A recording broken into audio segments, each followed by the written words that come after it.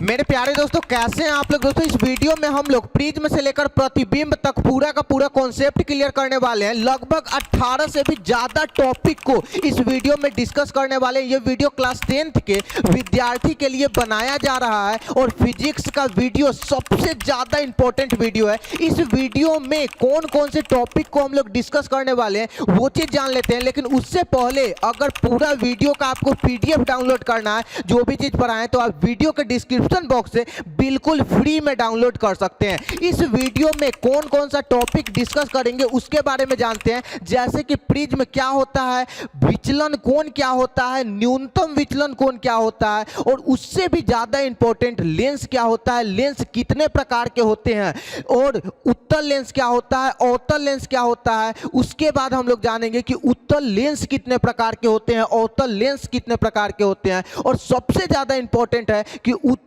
Lens को अभिसारी lens क्यों कहा जाता है और अवतल लेंस को अपसारी लेंस क्यों कहा जाता है, ये चीज जानेंगे। और सबसे ज्यादा इंपॉर्टेंट कि उत्तल लेंस का जीवन में उपयोग क्या होता है, अवतल लेंस का जीवन में उपयोग क्या होता है, प्रतिबिंब क्या होता है लेंस के लिए, ठीक है, प्रतिबिंब क्या होता है, प्रतिबिंब कितने प्रकार के होते हैं, वास्तविक प्रतिबिंब क्या होता है और आभासी प्रतिबिंब क्या होता है, ये सारा का सारा इसी वीडियो में हम लोग डिस्कस करने वाले हैं। दोस्तों समय को बर्बाद नहीं करेंगे। दोस्तों मेरा नाम है अभिनव कुमार और आपका बहुत बहुत स्वागत करते हैं ध्यानलाइन एक्स के इस YouTube चैनल में। चलिए दोस्तों फर्स्ट नंबर क्वेश्चन की तरफ चलते हैं और बढ़िया से ग्राफिक्स, बेस्ट ग्राफिक्स के साथ पूरा का पूरा साफ साफ आपको दिखाई दे, इसके लिए सारा चीज आपको बताए हैं। शुरुआत करते हैं 1 नंबर क्वेश्चन से। सबसे पहला क्वेश्चन, प्रिज्म क्या है, एकदम साधारण भाषा में पहले आंसर देखिए, उसके बाद आपको समझाते हैं।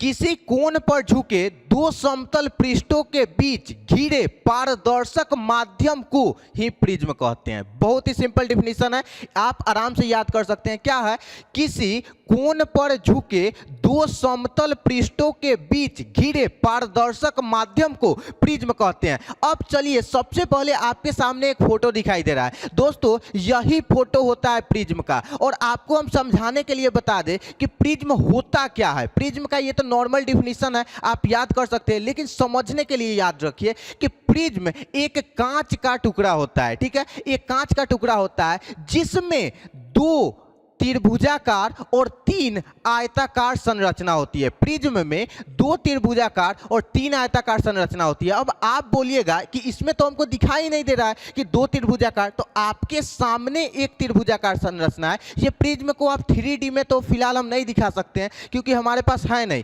अगर प्रिज्म रहता तो आपको हम दिखा देते। सामने से देखिए कि देखिए यहां पर एक सामने की ओर आपको त्रिभुज दिखाई दे रहा है, ठीक है।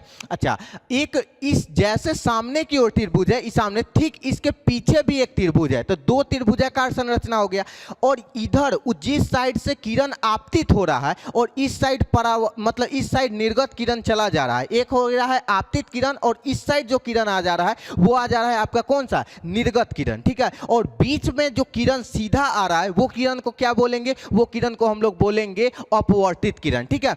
तो यहां पर इसमें 2 त्रिभुजाकार और 3 आयताकार, तो जो किरण एक सतह हो गया आपका वो आयताकार सतह है, दूसरा सतह इधर वाला आयताकार सतह है, और तीसरा सतह जो इसका आधार है जिस पर ये टिका हुआ है प्रिज्म, वो आयताकार सतह है। तो सिंपल सा अगर आपसे नॉर्मल कोई पूछे कि प्रिज्म क्या होता है तो आप उसको आराम से ये आंसर बता सकते हैं कि प्रिज्म एक कांच का टुकड़ा होता है जिसमें 2 त्रिभुजाकार और 3 आयताकार संरचना से बना हुआ एक ऐसा कांच का टुकड़ा होता है जिससे जब प्रकाश की किरण एक माध्यम से उसमें प्रवेश कराई जाती है तो वो प्रकाश की किरण को वो मुख्यतः 7 माध्यम मतलब कि 7 रंग में विभाजित कर देता है, और यही कांच के टुकड़ा को हम लोग प्रिज्म कहते हैं। और नॉर्मल डिफिनीशन तो आपको हम बता ही दिए हैं कि नॉर्मल डिफिनीशन इसका क्या होगा कि किसी कोण पर झुके 2 समतल पृष्ठों के बीच घिरे पारदर्शक माध्यम को प्रिज्म कहते हैं। आपको दोनों चीज बता दिए, प्रिज्म का क्या संरचना होता है वो भी बता दिए। इसका बहुत बड़ा कॉन्सेप्ट है, लेकिन आपको 10th क्लास में जितना जानना है उतना ही जानिए। और ज़्यादा अगर जानना चाहते हैं तो और ज़्यादा यहाँ पर जो पॉसिबल है आपको जितना समझ में आ रहा होगा उतना हम आपको समझा दिए हैं। अब हम लोग नेक्स्ट क्वेश्चन की तरफ चलते हैं कि विचलन कोण क्या होता है। इसी प्रिज्म में विचलन कोण होता है और वो चीज़ हम लोग जानते हैं। सबसे पहले यहाँ पर आप डिफिनीशन देखिए, बोल रहा है कि प्रिज्म पर जब आपतित प्रकाश की किरण को आगे बढ़ाने तथा निर्गत प्रकाश की किरण को पीछे बढ़ाने पर जो कोण बनता है उसी को विचलन कोण कहा जाता है। आप सबसे पहले ये फोटो देखिए, ठीक है, इसमें आपतित किरण कौन है और निर्गत किरण कौन है, सो आपको हम बताते हैं। देखिए, आपतित किरण, जो किरण उधर से आ रहा है वो आपतित किरण हो गया, जो किरण इधर से जा रहा है, ठीक है, मतलब इधर आकर इस साइड मुड़ जा रहा है, ठीक है, तो ये निर्गत किरण हो गया। ये दोनों किरण से ऊपर में एक कोण बन रहा है, आप ध्यान से देखिए, और उस कोण का नाम m है, ठीक है। तो जो कोण बन रहा है उसी कोण को हम लोग बोलते हैं विचलन कोण। बस आपसे डिफिनीशन पूछा जाता है, आप सिंपल सा इसको आप बता सकते हैं, और इस कोण को आप क्या बोल सकते हैं, इस कोण को आप रो से सूचित किया जाता है, ठीक है। क्या से सूचित किया जाता है, यहां पर ये जो आप साइन देख रहे हैं इसी से सूचित किया जाता है। अब दोस्तों हम लोग आगे बात करते हैं कि न्यूनतम विचलन कोण क्या होता है। देखिए, इस क्वेश्चन को समझने के लिए एक एक स्टेप को समझना बहुत ही ज्यादा जरूरी है। देखिए, आपतन कोण का मान बढ़ाने से पहले तो विचलन कोण का मान घटता है, परंतु जैसे जैसे हम लोग आपतन कोण का मान बढ़ाते जाते हैं तो विचलन कोण का मान एक न्यूनतम स्थिति पर आ जाता है, और ज्यादा अगर बढ़ा देंगे तो यही मान क्या हो जाता है कि बढ़ने लगता है। लेकिन जो न्यूनतम स्थिति आता है उसी न्यूनतम स्थिति को प्रिज्म का न्यूनतम विचलन कोण कहते हैं।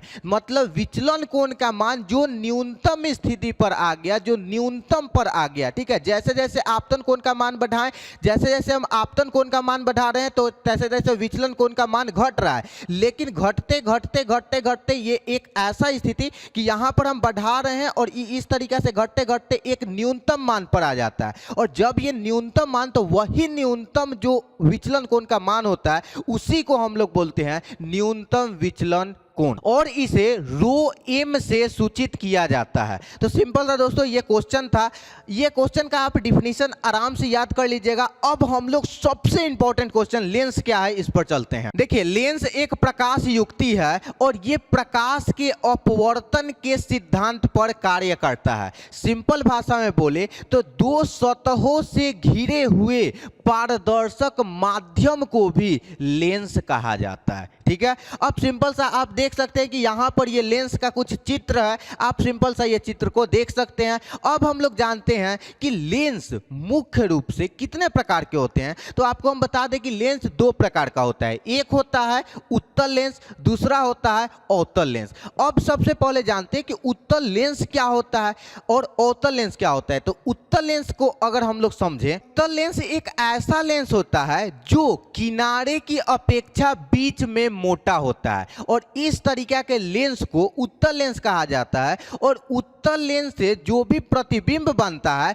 वो आभासी या काल्पनिक या उल्टा होता है। तो उत्तल लेंस से जो भी प्रतिबिंब बनेगा वो वास्तविक या आभासी और उल्टा बनता है। अब सिंपल सा आप यहाँ पर चित्र देख सकते हैं कि उत्तल लेंस कुछ इस तरीके से होता है, जिसका किनारे वाला जो भाग होता है वो क्या होता है, पतला होता है, और बीच वाला भाग मोटा होता है। अगर आपको इस तरीके से लेंस दिखाई दे, और ये क्या होता है, ये पारदर्शक होता है। अगर दर्पण और लेंस में बात करें तो दर्पण के हम आर पार नहीं देख सकते हैं, ठीक है, क्योंकि दर्पण में एक साइड लेप लगा दिया जाता है तब दूसरे साइड से आपको दिखाई देता है।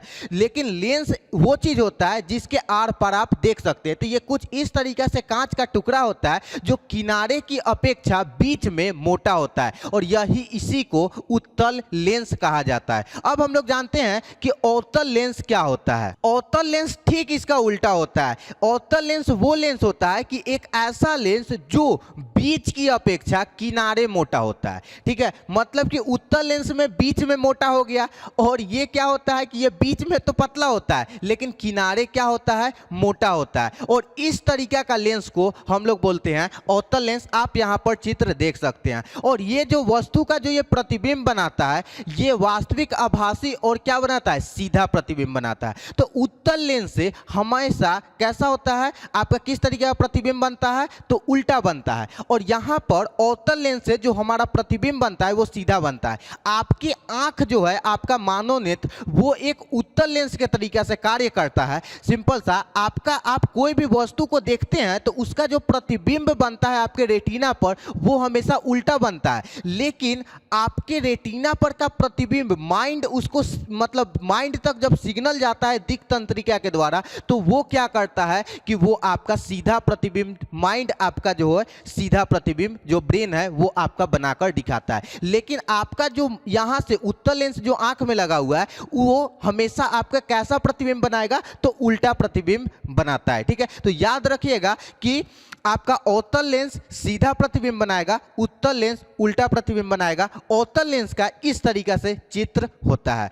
अब यहाँ पर दोस्तों हम लोग आगे चलते हैं और अगला क्वेश्चन देखते हैं कि उत्तल लेंस कितने प्रकार के होते हैं। देखिए, उत्तल लेंस मुख्य रूप से 3 प्रकार के होते हैं। और यहाँ पर आप तीनों लेंस का आप नाम देख सकते हैं। एक होता है उभयोत्तल लेंस, उसके बाद होता है समतलोत्तल लेंस, और उसके बाद यहाँ पर होता है अवतलोत्तल लेंस। इस तरीके से कुछ इस तरीके से नाम है। ठीक है, आप पढ़ लीजिएगा। और तीनों का आप चित्र देख सकते हैं कि यहाँ पर इस तरीके से तीनों लेंस होता है। ठीक है, अब हम लोग, जैसे आप ये जान गए कि उत्तल लेंस 3 प्रकार का होता है, उसी प्रकार से अवतल लेंस कितने प्रकार का होता है, तो अवतल लेंस भी मुख्य रूप से 3 प्रकार का होता है। और आप यहाँ पर तीनों प्रकार को देख सकते हैं और तीनों का आप चित्र भी देख लीजिए। याद रखिएगा, आपसे ऑब्जेक्टिव में कोई भी एक चित्र बना दिया जाएगा और ये पूछा जाएगा कि ये कौन सा लेंस है, तो इसलिए इस चित्र को याद रखना, नाम के साथ याद रखना बहुत ही ज़्यादा जरूरी है। अब हम लोग आगे का क्वेश्चन देखते हैं कि उत्तल लेंस को अभिसारी लेंस क्यों कहा जाता है। क्या जरूरत है कि हम लोग उत्तल लेंस को अभिसारी लेंस कहते हैं। उत्तल लेंस को अभिसारी लेंस इसलिए कहा जाता है क्योंकि ये समांतर आने वाली किरण को, आने वाली प्रकाश की किरण को एक जगह पर केंद्रित कर देता है, जिसके कारण इस उत्तल लेंस को अभिसारी लेंस कहा जाता है। आप अभिसारी किरण पुंज पढ़े होंगे, हम आपको पिछले वीडियो में बता दिए थे कि अभिसारी किरण पुंज क्या होता है। तो अभिसारी किरण पुंज क्या होता है कि इस प्रकार के किरण पुंज में प्रकाश की किरणें एक बिंदु पर आकर मिलती है। ठीक है, तो उत्तल लेंस भी यही कार्य करता है कि आप यहां पर चित्र देख सकते हैं कि यहां पर किरण आ रहा है और ये क्या कर रहा है कि जैसे लेंस से होकर ये किरण गुजर रहा है, तैसे ये क्या करे, एक बिंदु पर आकर इसको मिला दे रही है। ये लेंस मिला दे रही है। ठीक है, एक केंद्र पर मिला दे रही है। तो इसीलिए उत्तल लेंस को अभिसारी लेंस इसलिए कहा जाता है क्योंकि ये एक बिंदु पर सभी किरण को केंद्रित कर देती है, या केंद्रित कर देती है या अभिसारित कर देती है, इसलिए इसको बोला जाता है, उत्तल लेंस को हम लोग अभिसारी लेंस कहते हैं। आशा करते हैं कि आपको समझ में आया होगा। नेक्स्ट क्वेश्चन चलते हैं कि अवतल लेंस को अपसारी लेंस क्यों कहा जाता है। अवतल लेंस को अपसारी लेंस इसलिए कहा जाता है क्योंकि अवतल लेंस के समांतर आने वाली किरण को ये क्या करता है, फैला देता है या अपसारित कर देता है। सिंपल सा बात है कि आप अपसारी किरण पुंज पढ़े होंगे। अपसारी किरण पुंज में क्या होता है कि इस प्रकार के किरण पुंज में प्रकाश की किरणें एक बिंदु से निकलकर फैली चली जाती है। सिंपल सा बात है कि अवतल लेंस भी अपसारी किरण पुंज की तरह कार्य करता है कि जैसे क्या होता है कि यहां पर लेंस पर पड़ रहा है, तो पड़ने के बाद ये क्या कर रहा है, फैला दे रहा है। ठीक है, तो ये क्या करता है, फैला देता है। तो इसलिए अवतल लेंस को अपसारी लेंस कहा जाता है। आपसे ऑब्जेक्टिव में भी क्वेश्चन आता है कि अवतल लेंस को क्या कहा जाता है और 4 ऑप्शन दे देगा। तो याद रखिएगा, अवतल लेंस को अपसारी लेंस कहा जाता है और उत्तल लेंस को हम लोग यहाँ पर अभिसारी लेंस कहते हैं, क्योंकि उत्तल लेंस जो है अभिसारी लेंस की तरह व्यवहार करता है, अभिसारी किरण पुंज की तरह व्यवहार करता है, इसलिए इसको अभिसारी लेंस कहते हैं। क्योंकि ये किसी भी उत्तल लेंस क्या करता है, एक बिंदु पर आकर मिला देता है, और अवतल लेंस क्या करता है, एक मतलब कि फैला देता है। एक बिंदु से कोई भी प्रकाश जा रहा है उसको क्या कर रहा है, फैला दे रहा है, जैसा कि आप चित्र में देख सकते हैं। तो इसलिए इसको कहा जाता है। आशा करते हैं कि ये भी आपका कॉन्सेप्ट क्लियर हुआ।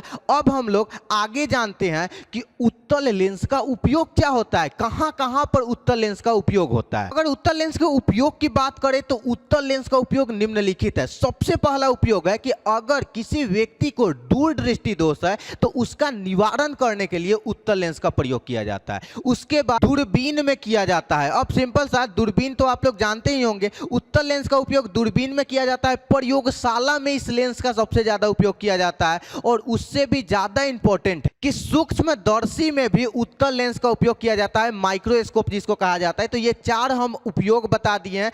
ये आपसे क्वेश्चन पूछता है कि क्या क्या उपयोग होता है, तो आप इसको देख लीजिए। अब हम लोग चलते हैं कि अवतल लेंस का क्या उपयोग होता है। तो अवतल लेंस का भी निम्नलिखित उपयोग है। सबसे पहला उपयोग है दोस्तों कि इसको निकट दृष्टि दोष को ठीक करने के लिए इसका उपयोग किया जाता है। मतलब निकट दृष्टि दोष में अवतल लेंस से बने हुए चश्मे का व्यवहार किया जाता है, तो इसको ठीक किया जाता है। अच्छा, उसके बाद क्या है, वाहनों के हेडलाइट में अवतल लेंस का प्रयोग किया जाता है और मोतियाबिंद जो रोग हो जाता है उसके निवारण में भी अवतल लेंस का प्रयोग किया जाता है। तो अवतल लेंस का कुछ इस तरीका से प्रयोग है, आप यहाँ पर देख सकते हैं। अब दोस्तों हम लोग बात करते हैं यहाँ पर कि उत्तल लेंस और अवतल लेंस में क्या अंतर है। ठीक है, क्योंकि ये क्वेश्चन सबसे ज्यादा पूछता है कि ये दोनों में अंतर बताइए। तो बहुत ही सिंपल है, अभी आपको बताते हैं कि उत्तल लेंस और अवतल लेंस में निम्नलिखित अंतर है। सबसे पहला अंतर है कि उत्तल लेंस जो होता है बीच में मोटा होता है और किनारे में पतला होता है, और अवतल लेंस जो होता है सो बीच में पतला होता है और किनारे में मोटा होता है। यह पहला अंतर हो गया। उसके बाद है कि उत्तल लेंस का उपयोग दूर दृष्टि दोष को ठीक करने में किया जाता है और अवतल लेंस का उपयोग निकट दृष्टि दोष को दूर करने में किया जाता है। उत्तल लेंस प्रकाश की किरण को एक बिंदु पर केंद्रित करता है और अवतल लेंस प्रकाश की किरण को एक बिंदु से फैला देता है। ठीक है, तो यही आपका कुछ मतलब अंतर स्पष्ट करना था दोनों में कि क्या डिफरेंट होता है। तो ये कुछ इस तरीका से है, आप इसको देख लीजिए।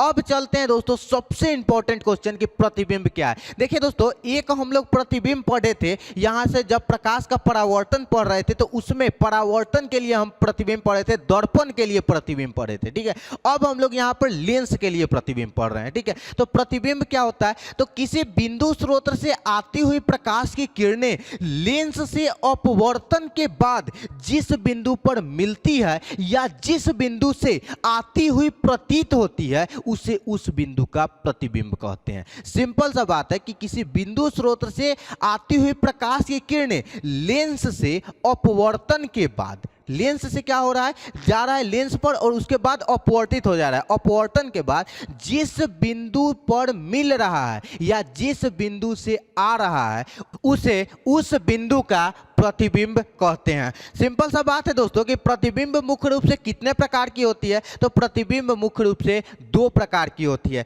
एक होता है वास्तविक प्रतिबिंब, एक होता है आभासी प्रतिबिंब। ये बहुत ही सिंपल है। वास्तविक प्रतिबिंब क्या होता है, किसी बिंदु स्रोत से आती हुई प्रकाश की किरणें लेंस से अपवर्तन के बाद जिस बिंदु पर वास्तव में मिलती है उसे उस बिंदु का वास्तविक प्रतिबिंब कहते हैं। और आभासी प्रतिबिंब में किसी बिंदु स्रोत से आती हुई प्रकाश की किरणें लेंस से अपवर्तन के बाद जिस बिंदु पर आती हुई प्रतीत होती है उसे उस बिंदु का आभासी या काल्पनिक प्रतिबिंब कहते हैं। बहुत ही सिंपल है। अगर दोस्तों जो भी पढ़ाए हैं उसका पूरा का पूरा पीडीएफ चाहिए, एकदम क्वेश्चन आंसर लिखा हुआ है जैसा यहाँ पर लिखा हुआ है, तो आप बिल्कुल फ्री में वीडियो के डिस्क्रिप्शन से डाउनलोड कर सकते हैं। अब सिंपल सा दोस्तों आपको बताइएगा कि कमेंट बॉक्स में ये वीडियो कैसा लगा। अगर दोस्तों ये वीडियो अच्छा लगा तो प्लीज इस वीडियो को लाइक करके और इस चैनल को सब्सक्राइब जरूर कीजिएगा, क्योंकि इस चैनल पर क्लास 10th का तैयारी बहुत ही धमाकेदार तरीका से कराया जा रहा है। तो मिलते हैं दोस्तों